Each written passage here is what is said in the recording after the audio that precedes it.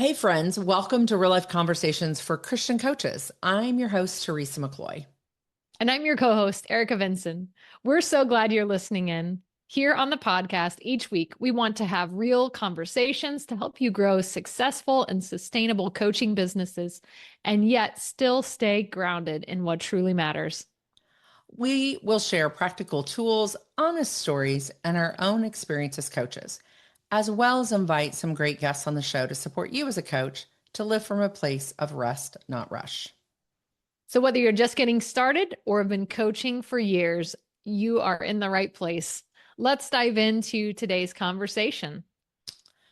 Well, in the spirit of keeping it real, Eric and I were just talking before we hit record, and it ties into what we're going to talk about today. Erica has actually had a pretty full day of coaching. And so she's been with clients on several different types of appointments. And I myself have had a full day of recording the audio of our book. My words have run out for the day.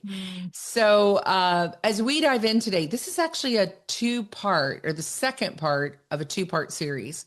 We started a conversation last week on the podcast about pricing in coaching. And really shared some content with you there. So we're going to review a little bit of what those first four kind of parts were, or excuse me, first three parts were. And then we're going to dive into a couple of more parts of what would you think about when you're pricing. And I think the first thing that we talked about, if you want to go back, it would be episode 355. So one of the first things we talked about, Erica, was mindset and the importance of mindset. And one of the second things we talked about was just pricing and how you put together a pricing package and what that looks like, and the hourly versus retainer and how you put all that together. And we're going to dive in today to a couple of areas, one being how do you build confidence around pricing? And I think this might more apply to somebody who's been doing coaching for a while, and maybe you even feel like you've lost confidence in your pricing or you've messed it up. We have some real stories there we'll share. And then what are just some pitfalls? And we want to leave you with some encouragement around the process of pricing. But before we move on, Erica, anything else that comes up for you around pricing or mindset or any of the things we've already covered to set us up as we go into these next two? Well, I think coaching, we have to remember it's a long game.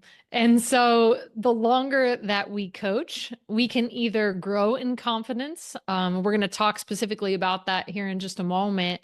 Or when we actually continue learning about coaching and we're not actually practicing, what grows in the gap is insecurity. And so then we kind of get clunky when we start talking about pricing just because we haven't done it repeatedly. I think continuing to practice is really the key. And that leads into this fact too of you may have been coaching for 3 or 4 years, and yet you have something new that you've put together. You have a new offer, you have a new package, you've learned a new tool. We see that a lot even with our coaches that get certified in our process. Now they have a brand new tool and like, well, how would I price this? What would I do? I want to do a retreat. I want to do, maybe you're going to add a service into your coaching that you haven't done before, or you're asked to speak or lead a workshop. And so often people will, message me and go, I got asked to do this. And they've always just done one-to-one coaching or group coaching. And now they're venturing out into something new. Many coaches have multiple streams of revenue. And around each of those streams can be a different way that you price that service in the marketplace. So your confidence can get shaken, when you say, oh, that. So let's talk about some ways to gain that confidence back or build that confidence to begin with. One of the things you and I both learned a long time ago, I think I heard it from a coach when I did some sales training, was learning to say your price until it feels natural coming out of your mouth. Yeah.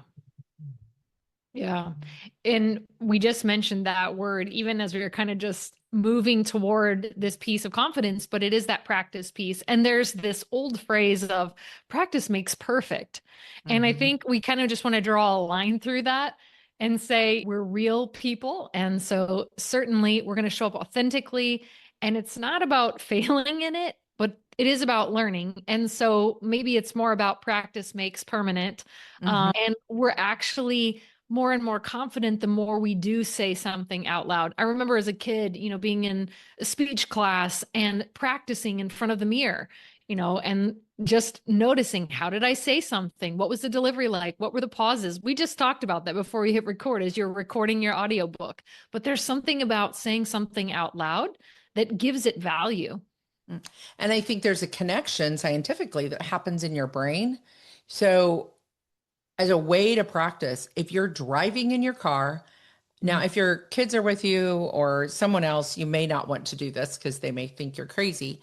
But if you're driving in your car and you're kind of going through, man, if I'm on a discovery call with a client and they ask me, so how could I work with you? Or you're getting to that part to go, here's how we could work together. Mm. I do 6 month, 3 months, 6 months, or individual sessions. I don't know what would work best for you, but here is 6 months of coaching together. We could either meet once or twice a month. Here is 3 months of coaching together, or individually, my individual sessions are this. Yeah. And saying that out into the open, you hear your voice, it goes into your brain in a confident way if you say it enough. Mm. Yeah, say it out loud and I think write it down. Hmm. Write it down so that your brain can connect it.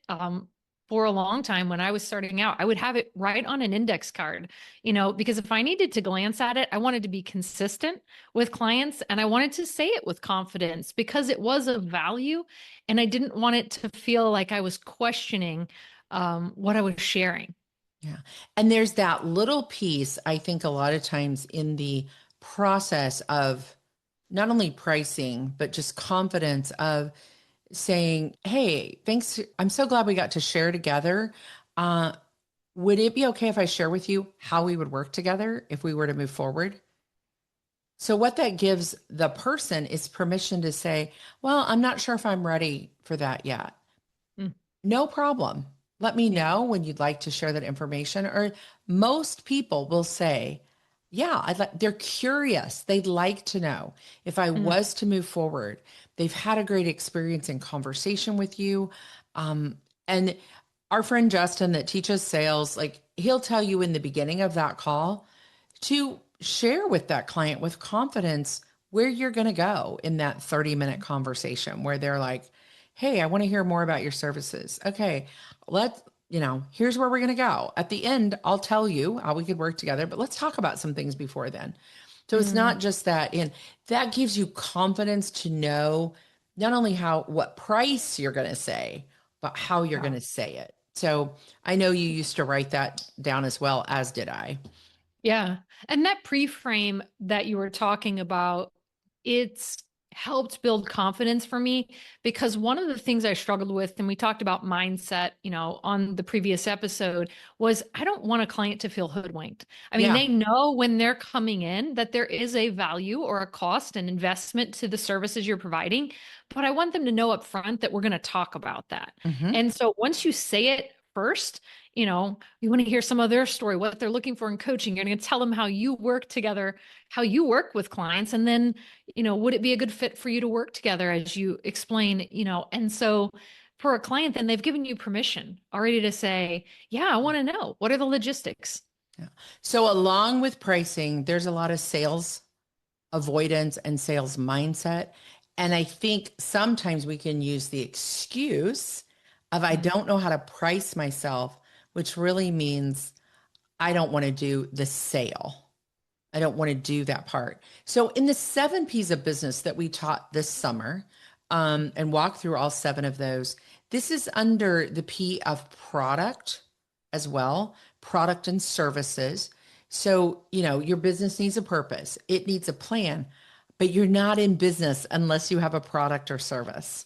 Mm. And part of that is how am I going to talk about it? how am I going to sell it, and how am I going to price it? And we Mhm. can get stuck in the gap of any of those places. And it's really looking at, I want to be confident. So where am I stuck? What is it? So we've talked a little bit about, let's dive in a little bit further. This idea of apologizing for your rate, or um, well, I normally we think this is good sales. Well, normally it's $500 for a package. Because we know each other, I can probably do it for three. You just and I'm holding up my hand if you're watching us on video going, oh my gosh, I've done that so often because I do love generosity. Mm. I love generosity. That, though, is really not being generous. That is devaluing what you do, because then you come into that many times and go, wait a second, I have this expense and I have this expense. Mm. And now when I'm showing up on those calls, you know, I might not be giving my whole self because, and they're not valuing it because you didn't value it. And there's this whole thing. Have you ever apologized for your prices, Erica? Oh, I think even in just explaining sometimes, you know, I heard someone say once, adults inform, children explain.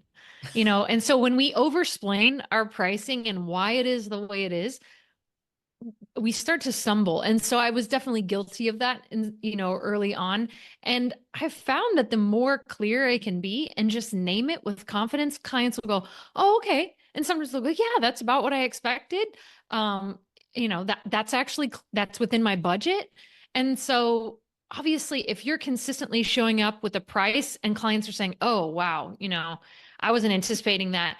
I mean, that's something you can go back. And we talked about looking at the marketplace around you, and perhaps it is the value. Maybe you're just not talking to the clients that, are actually going to benefit from the services you're providing, but maybe there is an adjustment that happens. But showing up and saying it without explaining it, or apologizing is so important. That's good. There's another piece of this that may or may not start to happen for you. I think it will as you grow your coaching practice. And for some of you listening, you may already be there, is someone will have a great experience with you in coaching and Mm. they know what that you charge them. And Yeah. so they're telling their friend, well, if you work with Erica, she has these packages, or, if you work with Teresa, she has these packages, or if you go through Teresa's certification, it is, this much of an investment. Mhm. And then you get on a call with them and you either say it's less than that, or you're doing discounts and coupons and all this stuff. And it gets muddy for people. So Mm. you want to be referable, and Yeah. you want that person to refer you with confidence that, and again, it's the client's perspective to say whether that's within their budget, whether that's affordable for them, whether now's the right time. All of that is really out of our control. And when Mm. we start trying to apologize or negotiate, um, we're trying to control it to get Yeah. the person to say yes. We really are. Yeah. It's Um, codependent sale at that yeah, point. there you go. We've named a new term, codependent selling. Um, yeah, I want to clarify this, because if it is a very large package, you're doing a speaking, or I've done workshops, contracts that lasted a year, there might be some negotiation at Mhm. that point, because I'm Yeah. working with a business or a corporation and they're hiring me for internal worker things. So they've got a budget and they've, got some things there. Mhm. You can negotiate pricing even with an individual if you're like, well, normally we do twice a month, but if you only wanted once a month, here's what it would be. But again, it's knowing what we talked about in the last episode of what is my dollar per hour that is in Mm. my head, and I'm not cutting that in half or going lower than that. So absolutely, there's room to be in a great agreement. That's the ICF term, is what's the agreement? What's the contract that we're going to form verbally and then in writing? Um, so all of that brings confidence to what you're doing and makes you feel like a real business owner. Mm. Yeah. Yeah. The consistency is really important. Mhm. So And we've talked about that all last summer as we were recording the 7 P's of business. But, you know, if you want to take this serious and gain that confidence, do this work of that doesn't mean you have to be thousands of dollars an hour. This is not work to make you get the most you can get. Do the work at where you're at right now with the training, certification, experience that you have, what's in your marketplace, and have confidence in that. And then you can go up in price if you would like as you move along. Kind of leads us to our next one. What are some common pitfalls that can happen in this whole process? I think we're naming some of them. One might be, and I'm going to start with this because we're kind of right there, staying at the same rate for too long. Mm, Any yeah. thoughts on that? Well, as you are coaching, hopefully, number one, you have a coach, so you're growing, because being a client is a way to grow as a coach as you're really, growing in awareness of the process. And as you're doing continuing education, your value and what you bring to the experience increases. And so when you stay at a price point and you plateau at that, and there's not an increase at any point, I think, it can be a mindset piece for us as coaches that kind of keeps us stuck. It also, for our clients, not that you can't provide, if you have a long-standing client, to even let them know, hey, I've just received a new credential and I'm actually going to be raising my rate. That might affect them. Maybe it's something in generosity that it doesn't, but you are bringing new clients in at this current, new rate. And so all of those things play a factor, but we definitely don't want to plateau there Yeah. um, in And that kind staying the of same. and this is just me, this is just how I've usually operated. I operate that way in our certification, in our community that we have. I operate that way with private clients. It's kind of like whatever rate you came in with Yeah. is the rate you get to stay at. The package rate, the retainer rate, the hourly rate, Yeah. as long as you continue to work with me. Now, Mm. if we break that, cycle at some point and you want to come back 6 months later, I'm usually telling you the new rate that we have, or the new package or whatever that is. But that just feels honoring to me. But that Mm. does not mean I don't increase um, on a regular basis. I was just coaching with one of our coaches that's in our cohort certification program right now yesterday. And I was sharing with her, anytime something happens where you've received a new certification or credential, or you've gone through a new training of any point, you have this window of opportunity Mm. to talk about that through email, maybe through social if that's a place you hang out, but definitely even in just relational conversation to say, I've been experiencing this great certification that I just went through. And, I am dying to share it with some clients. I don't know if you'd be interested or someone would be, but it's a life management process that I can take you through. We were just talking through that. She's really like, man, if I had one or two more clients, I'd feel really good about this. And I'm like, you've got that in your circle of influence. Yeah. It's just talk about the next thing that you're doing. If you are a learner and a grower, which we hope you are as a coach, you can say, I just finished a coaching session with my coach and I learned so much. I can't wait to share it with my next clients and what I'm doing. There's always an opportunity to Mm. look at your pricing and say, what do I know that I didn't know 90 days ago? We love, part of our process is 90-day reviews. What do I Mm. know that I didn't know? How Yeah. would that affect if I want to raise my rates or put that out into the market as a new offer that I have? Like that is part of a growing and thriving business.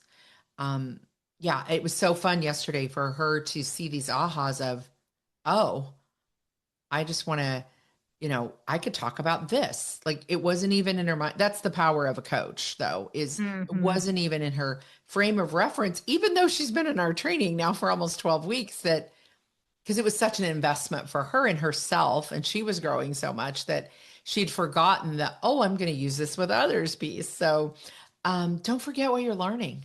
And I Mm. think that can be a real pitfall for us if we're lifelong learners. We're just like, oh, I'm always learning, you know.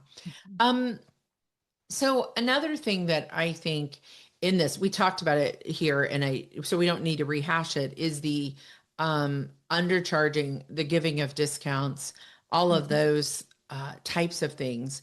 So that's a tendency when you're newer.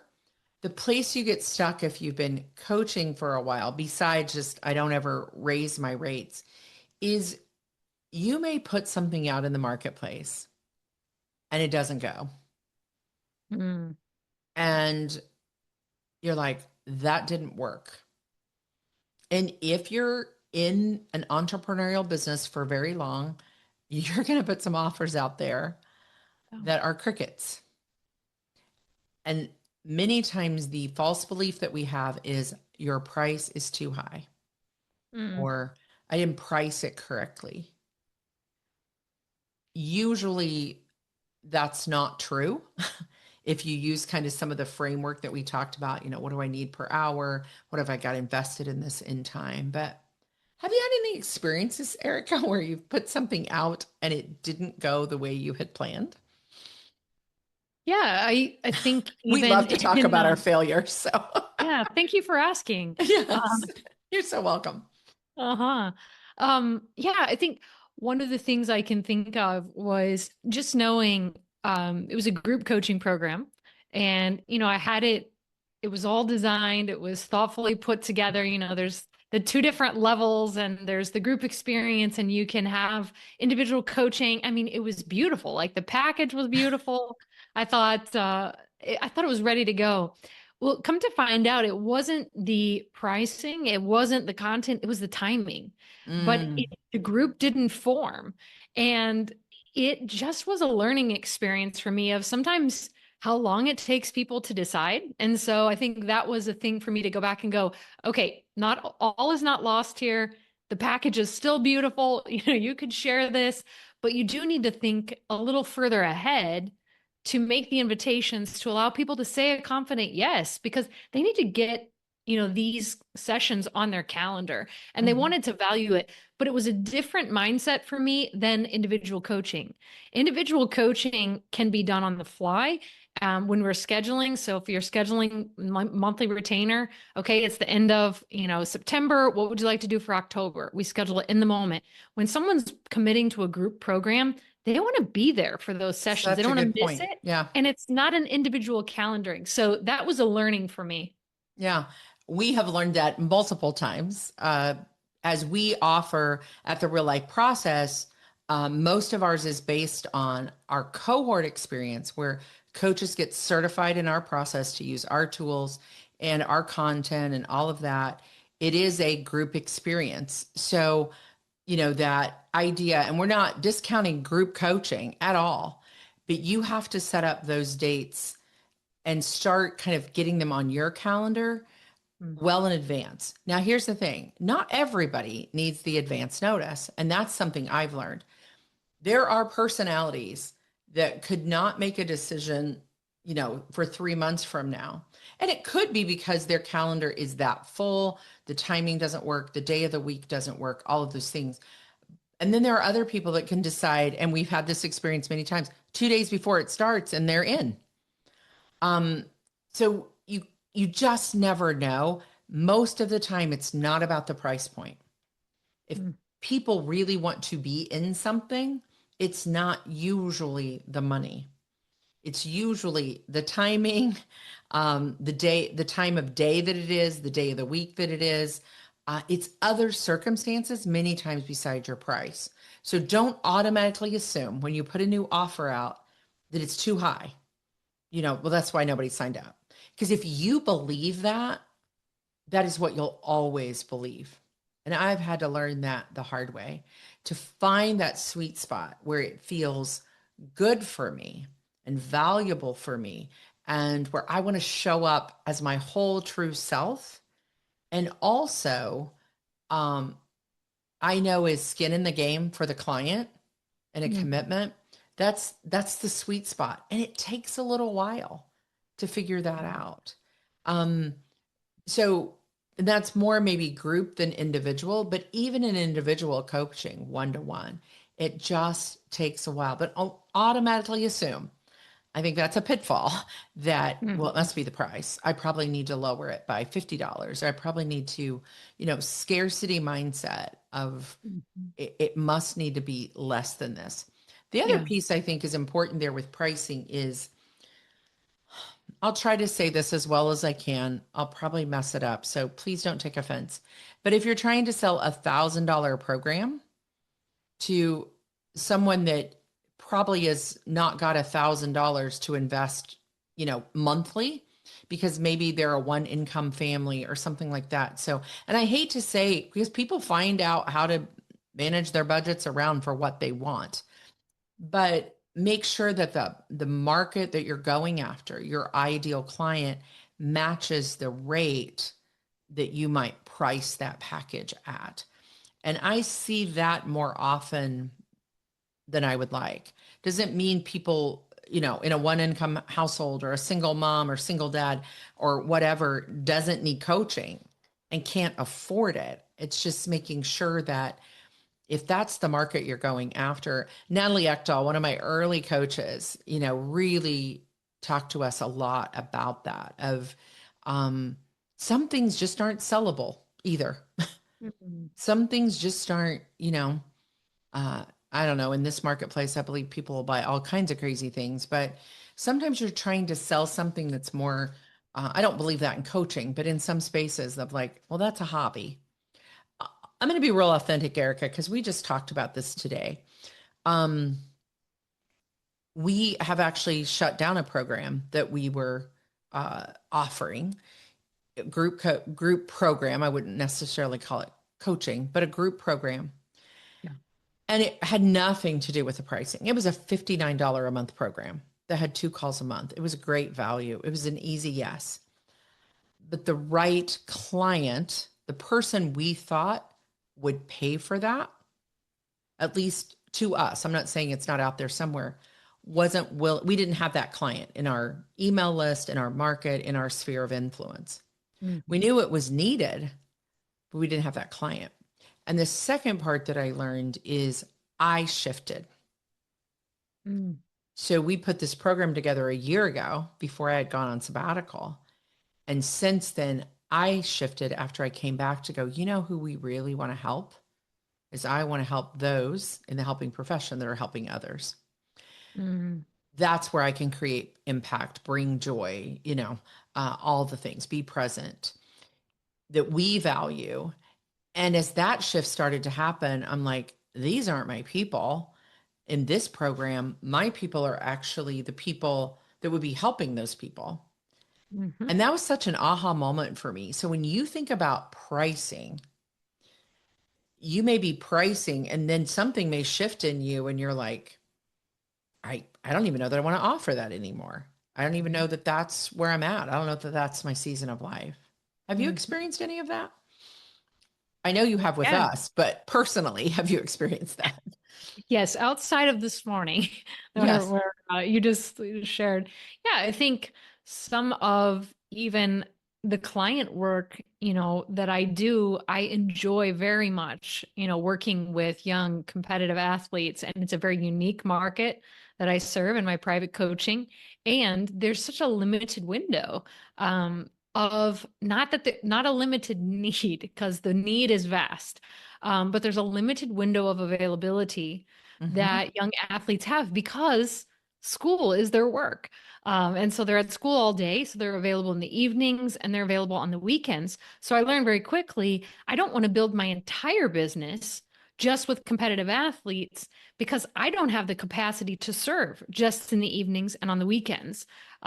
Even when I look at areas of focus and where I want to put my time, I have other things that I want to do. Mm-hmm. So I needed to diversify some of my client base to say, no, I want to coach with coaches, that are growing in their confidence. I want to work with others that are walking through transition. And a lot of those, they're adults that are available sometimes during the day. So I just needed to diversify. It wasn't a mistake. It was just an adjustment. Well, and I think that's important though, even in, this is my client, this is what I'm going to price at, they can afford it and all that.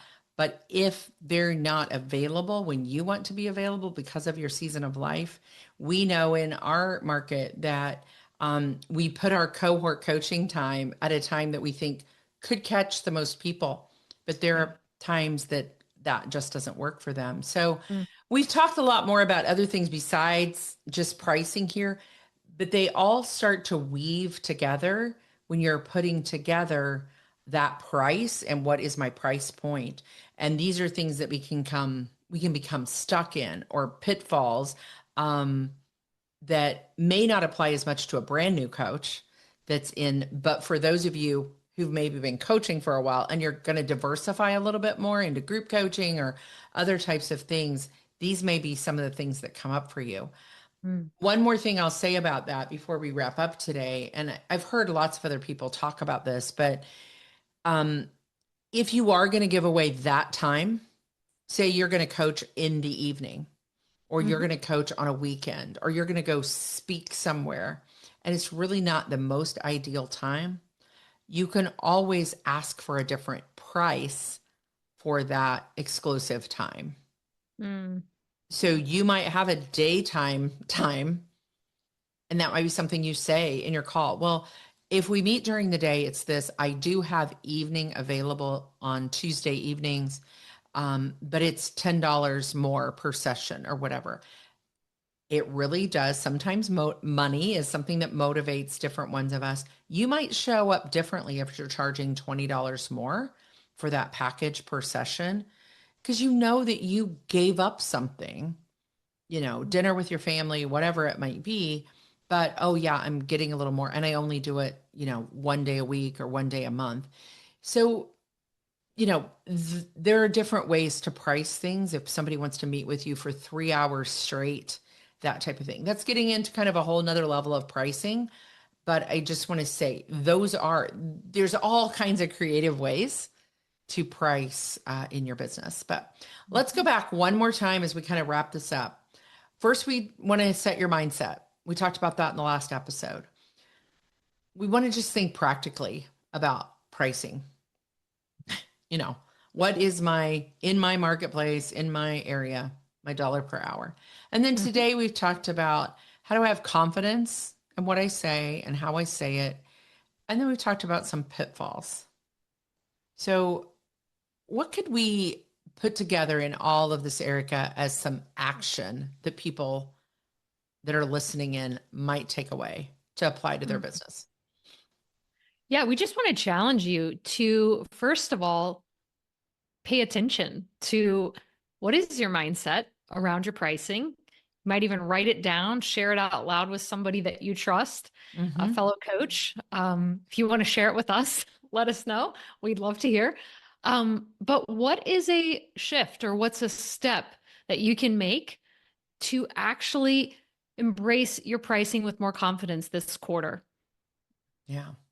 So if you want to connect that with us, the easiest way is through our free community.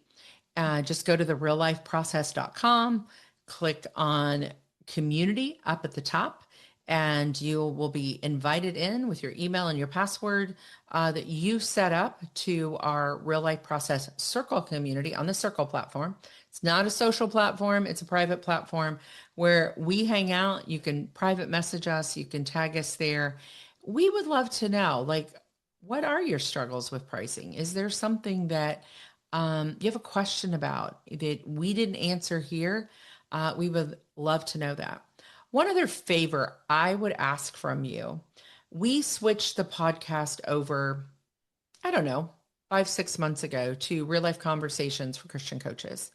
And one of the biggest things that you can pay us as a compliment is if you leave us a review on the easiest one is Apple Podcast Player, but you may not be using that. But wherever you listen to us, whatever device, if you leave a review for the podcast, we just love to know that you're out there. Sometimes this can feel like a one-way conversation. Well, it's not a one-way because Erica and I are talking to each other, but we love to know you're out there.